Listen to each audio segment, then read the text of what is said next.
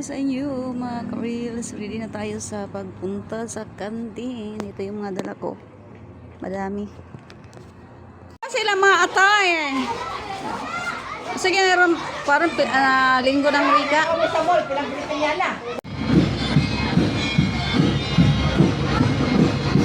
So, ilang gi-welcome ang mga visitor kay turn over na kasi ng SM ang building na ginawa nila. Turnover sa school na.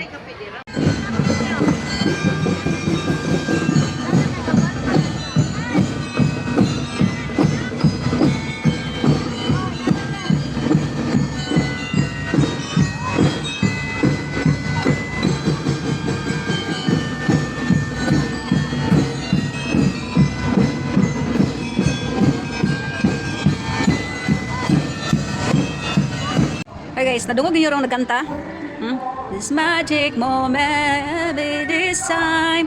Yung nagkanta sa stage guys, yun ang nanalo ng Showtime. Hindi ko alam kung anong year yun. Si Sir Alvarez. So taga-Iligan siya. Na-invite siya diri sa among school nga mukanta kay ang building nga gihimo sa SM diri sa school sa Santa Filomena, gi-turn over nila sa school karon. So na sila yung party karon, na sila blessings nga gihimo. So ilang invite si Alvarez katong champion sa kuan Showtime nga mukanta. Mo ta yung nadungog karon. So ang eskwelahan karon walay klase pero bibo kay naay turn over sa building sa SM. So kung makita niyo ng building nga blue guys, mo na siya ang building nga gihimo sa SM, donate nila diri sa school o di ba nindot kaayo kay na-donate. So kaning school sa Santa Filomena guys, dako ni siya nga eskwelahan. Kay Central School ni siya. Santa Filomena Central School. O karon nagkanta na pud siya. Si singalan ani ng Jinky si Alvarez? Ha? Kinchan? Dili Alvarez, Alvarez. Alvarez di ay. Ingon si mo si Melissa kay Alvarez. Si Alvarez di ay Alvarez. Anak na siya sa anak na siya ni Ma'am Alvarez Jing no? Si Ma'am Alvarez supervisor diri sa Santa Filomena last year. Kana siya anak na siya. Layo sila guys, na sila sa stage. Yan narami diri sa kantin. Dili na mo siya makita kay layo. So wala mi gihimo nga mga distribution sa kantin, sa mga snack kundi ang mga bata lang na malit diri. Sa kapahuay mi. Ha? Kaduha naman guna niyang kanta. Kana silingan na sila ni Sir Alvarez. Silingan sila ni Jinky. Grabe tingog oy. Nadirin nyo? Grabe. Ano ba? Bakulaw kaing tingog. Ay, asa na mga paingon? Malantaw yun siya sa iyahang ko, no? Yang suki maguna ni Jinky sa tabirak. Suki na niya sa tabirak. Bata pa na siya na sa computeran. Manuroy naman si Jinky sa tabirak sa eskwelahan. Naapod na siya dito. Palit og tabirak.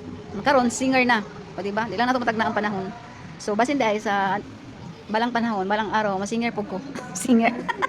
Hello mga untan ninyo dukot mga guys.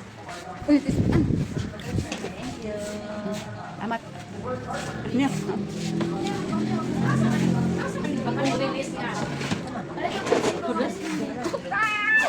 Pansin ko. Adri gang ay. Isa ra. Sila mo ka ta? Please. Palangga, maniututan ninyo among sudan lami kaayo. Naay humba. Naay bulad, naay talong, naay kuani unsay ngan kuno ani yung sudanan ni, unsa ni mataba ka talaga. Ayoko nang mataba. Bakit mataba yung binigay niyo sa akin? Naay baka na siya. Maha. Maha. Sige. 1, 2, 3, go! Kaon na. Buga na. Kaon naman, kaon. Ayoko nito na. Hoy. Imo ning tugsawan sa kutsara nga. Hoy, wala na gamitin. Wala nagamit ana kay utro pupong di po kumukaon na. Okay. Afternoon sa inyong lahat. Kararating ko lang galing sa kantin. Dito na ako sa bahay. Kakapagod. Pero guys, alam nyo, hanggang ngayon lang ako magtatrabaho sa kantin. Sa Lunes din ako magtatrabaho. Mag-absent muna ako ng ilang mga araw kasi 3 buwan akong hindi nakapagpa-check up. So gusto ko na kung magpa-check up man ako mga sa next month, gusto ko na maglinis muna ako sa katawan ba yung mga kinakain ko, kasi pag nandoon ako sa kantin minsan nakakain ako ng mga bawal, kaya natakot ako baka taas naman yung creatinine ko. Kaya ang inano ko, nag-decide ako na mag-absent muna ako ng ilang linggo para pagkatapos ng para mag-cleansing muna ako sa katawan ba, hindi muna ako kakain ng mga bawal, para pagpa-laboratory ko, so makita ko na sana mababa yung creatinine ko. Kaya sa Lunes iba na ang mag-duty doon, mayroon akong extrador, siya ang mag-extra sa akin. So pero tuloy pa rin ang aking pagtitinda sa kantin, kasi wala naman tayong ibang hanap buhay. Oo, sayang yung 400 ang everyday na sahod, pero yung 400 tapos yung health mo naman bagsak, 'di ba? So stay muna tayo sa bahay, at ang ating atupagin na naman ay ang ating mga halaman. Ang mga halaman ko na kung tingnan mo sa labas, guys, naku, maawa ka talaga sa mga tanim ko, yung mga halaman ko. Tingnan mo nga, pinost ko na to kanina eh. O, diba? Ayan, kanina may sapatos dito. Ayun, gidaog-daog sa akong mga anak, akong mga tanom. So kung nandito na ako, so tuloy-tuloy ng ating pag-vlog, at saka yung mga halaman natin ng atupagin. So sigurado ako, kasi pag nandito ako sa bahay, sigurado kung hindi ako makakain ng mga bawal, yung mga maalat-alat. So sigurado ako na yung health ko. Kaysa nandun ako sa kantin, may 400 ako, pero nakakain ako minsan ng mga bawal. Pag wala akong ulam, bumibili ako sa labas.